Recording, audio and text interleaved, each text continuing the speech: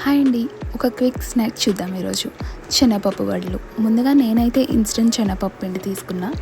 దానిలో కొంచెం వాటర్ వేసి కాసేపు పక్కన పెట్టాను. ఇప్పుడు ఒక బౌల్లో శనగపప్పు నానబెట్టుకోండి. ఇప్పుడు అల్లం, వెల్లుల్లి, పచ్చిమిర్చి బాగా దంచుకోండి. ఇప్పుడు నానబెట్టిన పిండిలో శనగపప్పు, ఆనియన్స్, పచ్చిమిర్చి, అల్లం వెల్లుల్లి పేస్ట్, సాల్ట్, పసుపు వేసి బాగా మిక్స్ చేసుకోండి.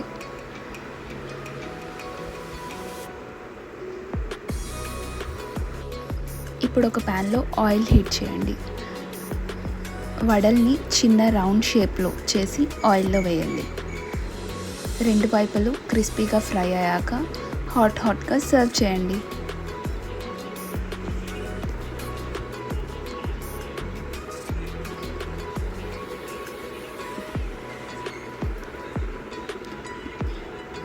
మన శనగపప్పు వడలు రెడీ.